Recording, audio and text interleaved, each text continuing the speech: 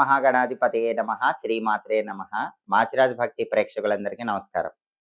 April నెలలో మేషాది ద్వాదశ రాశులకి మాస ఫలితాలు ఏ విధంగా ఉండబోతున్నాయో, నెల మొత్తం విశేషంగా యోగించాలంటే ద్వాదశ రాశుల వాళ్ళు ఎటువంటి పరిహారాలు చేసుకోవాలో, అలాగే ద్వాదశ రాశుల వారికి ఏప్రిల్ నెలలో అనుకూల తేదీలేంటో, ప్రతికూల తేదీలేంటో, నెల మొత్తం అద్భుతంగా యోగించటానికి పాటించాల్సిన ముఖ్యమైన విధి విధానాలేంటో, ఏ రంగంలో ఎటువంటి ఫలితాలు ద్వాదశ రాశుల వాళ్ళు పొందబోతున్నారో, ఏప్రిల్ నెల మాస ఫలితాలు ఏ విధంగా ఉండబోతున్నాయో ఈ వీడియోలో మనం తెలుసుకుందాం. తదుపరి మకర రాశి. మకర రాశి వాళ్ళకి ఏప్రిల్ నెలలో మాస ఫలితాలు పరిశీలిస్తే, ఏప్రిల్ నెలలో మకర రాశి వాళ్ళ మాటకు ఎదురుండదు.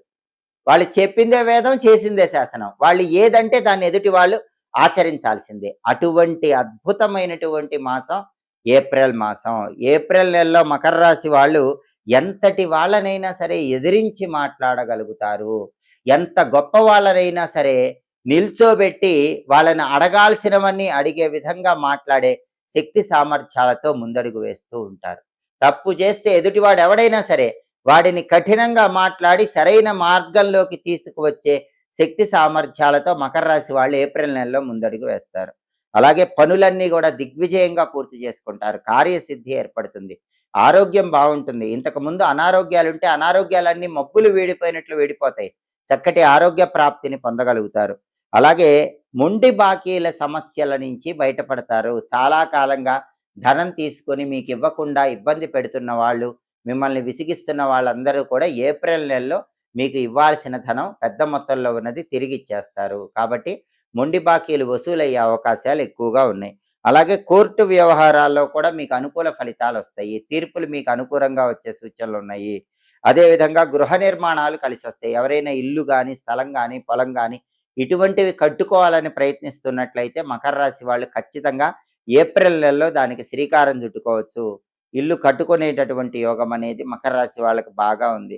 అలాగే మకర రాశి వాళ్ళకి ప్రధానంగా రాజకీయ రంగంలో కూడా పలుకుబడి పెరిగే సూచనలు ఉన్నాయి. రాజకీయాల్లో ఉన్న ముఖ్యమైన నాయకులు అభిమానించే వాళ్ళని ఏప్రిల్ నెలలో కలుసుకునే అవకాశాలు ఎక్కువగా ఉన్నాయి. వాళ్ళ ద్వారా రాజకీయ అరంగేట్రం చేయాలనే ప్రయత్నాలు కూడా అనుకూలించడానికి అవకాశం ఎక్కువగా ఉంది. అదేవిధంగా స్పెక్యులేషన్లో కూడా చాలా చక్కటి లాభాలు అనేవి పొందగలుగుతారు. అంతేకాకుండా ఈ ఏప్రిల్ నెలలో మకర రాశి వాళ్ళు ప్రతి ఒక్కరూ కూడా మీకు అనుకూలంగా మాట్లాడటం వల్ల ఆనందాన్ని పొందుతూ ఉంటారు. సమాజంలో కానీ, గృహంలో కానీ అందరూ కూడా మకర రాశి వాళ్ళకే అనుకూలంగా మాట్లాడుతూ ఉంటారు. వాళ్ళ గొప్పతనాన్ని చాటి చెప్తూ ఉంటారు. అది మకర రాశి వాళ్ళకి విపరీతమైనటువంటి ఆనందాన్ని కలిగింపజేస్తుంది. అంతేకాకుండా ఇంతకుముందు ఎవరితో ఏ తగాదాలున్నా సరే ఆ తగాదాలన్నీ సమసిపోయే విధంగా అద్భుతమైన స్నేహం చేయటానికి మకర రాశి వాళ్ళు సిద్ధమైపోతారు. దూర ప్రాంతాలకు ప్రయాణాలు చేస్తారు. ప్రయాణాల వల్ల మంచి ప్రయోజనాలు పొందటానికి కూడా అవకాశాలు చాలా ఎక్కువగా ఉన్నాయి. మొత్తం మీద పరిశీలిస్తే ఏప్రిల్ నెలలో మకర రాశి వాళ్ళు తిరుగులేని విధంగా అద్భుతమైనటువంటి విజయాలను అందిపుచ్చుకుంటారని చెప్పటంలో ఏమాత్రం సందేహం లేదు. పరమాద్భుతంగా ఆర్థిక పరంగా, ఆరోగ్యపరంగా, కుటుంబ పరంగా మకర రాశి వాళ్ళకి అనుకూల ఫలితాలు కనిపిస్తున్నాయి. మకర రాశి వాళ్ళకి ఏప్రిల్ నెలలో కలిసి వచ్చే తేదీలు 3, 5, 6, 11, 15, 22, 23, 24 అనుకూల తేదీల్లో ముఖ్యమైన పనులన్నీ చేసుకోండి. అలాగే మకర రాశి వాళ్ళకి కలిసి రాని తేదీలు, ప్రతికూల తేదీలు 1, 8, 13, 18, 19, 20, 26, 27, 28 ప్రతికూల తేదీల్లో ఎటువంటి పనులు చేయకండి. అనుకూల తేదీల్లో అన్ని రకాలైన పనులు నిర్వహిస్తే చక్కటి శుభ ఫలితాలు చేకూరుతాయి. అలాగే మకర రాశి వాళ్ళు ఇంకా అద్భుతంగా ఏప్రిల్ నెల మొత్తం కూడా విశేషంగా యోగించాలంటే సుబ్రహ్మణ్య ఆలయ దర్శనం చేయాలి. సుబ్రహ్మణ్య కరావలంబ స్తోత్రం వినాలి. ప్రతిరోజు ఓం స్కందాయ నమః అనే మంత్రాన్ని 21 సార్లు చదువుకోవాలి. ఇలా చేస్తే ఏప్రిల్ నెలలో ఇంకా అద్భుతమైన శుభ ఫలితాలు సిద్ధింపజేసుకోవచ్చు. చాలా మందికి ఆధునిక కాలంలో పెళ్లిళ్ళు ఆలస్యం కావటం, భార్యాభర్తల మధ్య సమస్యలు విడాకుల వరకు వెళ్ళటం, కుటుంబ కలహాలు ఎక్కువగా ఉండటం, మనశ్శాంతి లేకపోవటం, సంపాదించిన డబ్బు నిలబడకపోవటం ఇటువంటి సమస్యలు ఎక్కువగా ఉన్నాయి. దానికి కారణం జాతకాల్లో కాలసర్ప దోషాలు ఉండటమే. ఈ కాలసర్ప దోషాలు ఎందుకు వస్తాయంటే వంశంలో 7 తరాల్లో ఎవరైనా పాములకు అపచారం చేస్తే కాలసర్ప దోషాలు వస్తాయి. పావుల్ని కర్రలతో కొట్టడం, పావుల్ని చంపటం, ప్రత్యేకంగా నాగుపాముని చంపటం. ఇటువంటివేవైనా చేస్తే వంశంలో 7 తరాల్లో, ఆ వంశంలో ఎవరికైనా పుట్టినప్పుడు జాతకంలో కాలసర్ప దోషాలొస్తాయి. కాలసర్ప దోషం అంటే ఏంటంటే, జన్మకుండలి జాతక చక్రంలో రాహువు ఒకవైపు, కేతువు ఒకవైపు ఉన్నప్పుడు, ఆ రాహు, కేతువుల మధ్యలోనే మిగిలిన గ్రహాలన్నీ ఉండిపోతే దాన్ని కాలసర్ప దోషం అంటారు. చంద్రుడొక్కడు మాత్రం బయటుండొచ్చు.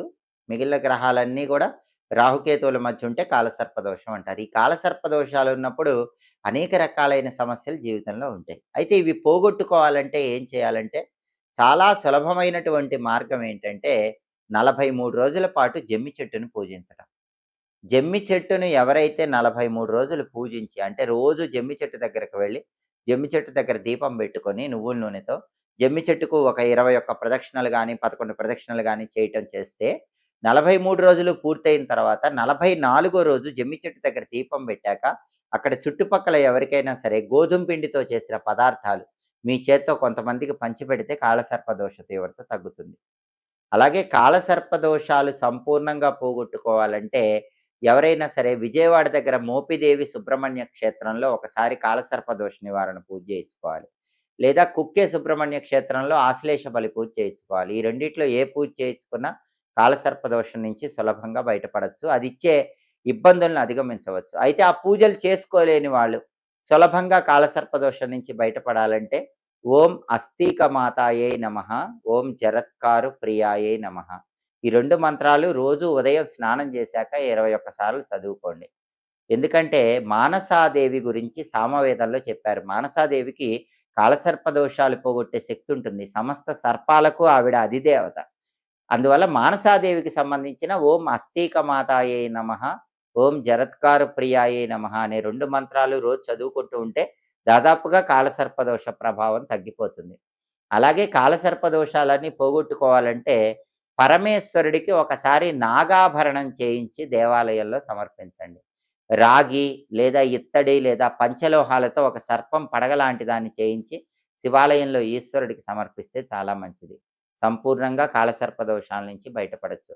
అలాగే కాలసర్ప దోషాలేవి దరిచేరకుండా ఉండాలంటే వీలైనప్పుడల్లా మంగళవారం పూట జంటనాగుల విగ్రహాలకు పాలు పోయటం, ఆ విగ్రహాల తోకల దగ్గర తమలపాకులో బెల్లం ముక్క నైవేద్యం పెట్టి ప్రదక్షిణలు చేయటం, ఇటువంటివి చేస్తే కూడా కాలసర్ప దోషాలు తగ్గిపోతాయి. పరమేశ్వరుడు సర్పాలనే ఆభరణాల్లాగా ధరిస్తాడు. అటువంటి పరమేశ్వరుడికి తేనెతో అభిషేకం తరచుగా చేస్తూ ఉంటే కూడా కాలసర్ప దోషాలన్నీ తొలగిపోతాయి. పరమశివుడికి తేనెతో అభిషేకం చేసుకోవటం, దాంతో పాటుగా సోమవారం రాహుకాలంలో శివాలయ ప్రాంగణంలో దీపాలు వెలిగించడం ద్వారా కూడా కాలసర్ప దోష తీవ్రతను తగ్గింపజేసుకోవచ్చు. సోమవారం ఉదయం పూట 7:30-9 గంటల మధ్య ప్రాంతంలో రాహుకాలం ఉన్న సమయంలో శివాలయ ప్రాంగణంలో నిమ్మ దీపాలు వెలిగించుకోండి. దానివల్ల కాలసర్ప దోషాలన్నీ అధిగమించి విశేషమైనటువంటి శుభ ఫలితాలను సిద్ధింపజేసుకోవచ్చు. అలాగే అన్ని రకాలైనటువంటి కాలసర్ప దోషాలను తొలగింపజేసుకోవటానికి సుబ్రహ్మణ్యేశ్వర స్వామి ఆలయానికి వెళ్ళి 41 రోజుల పాటు సుబ్రహ్మణ్య ఆలయంలో ప్రతిరోజు వీలైనన్ని ప్రదక్షిణలు చేయండి. దానివల్ల కూడా సంపూర్ణంగా కాలసర్ప దోషాలు తొలగింపజేసుకోవచ్చు. ఈ పరిహారాల్లో ఏ పరిహారం చేసుకున్నా కూడా జాతక చక్రంలో మీరు పుట్టినప్పుడు ఉన్న కాలసర్ప దోషాల తీవ్రతను తగ్గింపజేసుకొని సమస్త శుభ ఫలితాలను సిద్ధింపజేసుకోవచ్చు. అలాగే ఎప్పటికప్పుడు జ్యోతిష శాస్త్రపరంగా దినఫలాలు, మాస ఫలాలు, 10 రోజుల ఫలితాలు, సంవత్సర ఫలితాలు, ఖగోళంలో గ్రహాల సంచారంలో మార్పును బట్టి ఫలితాలు ఇవన్నీ తెలుసుకోవాలంటే మాచిరాజ్ భక్తి ఛానల్ తప్పకుండా చూడండి. మా వీడియోస్ మీకు నచ్చినట్లయితే మా ఛానల్ లైక్ చేయండి, కామెంట్ చేయండి. మా ఛానల్ వీడియోస్ 10 మంది మిత్రులకు షేర్ చేయండి. మా ఛానల్ సబ్స్క్రైబ్ చేసుకోండి. పక్కనున్న బెల్ సింబల్ నొక్కటం మాత్రం మర్చిపోకండి. సర్వే జనాః సుఖినో భవంతు. స్వస్తి.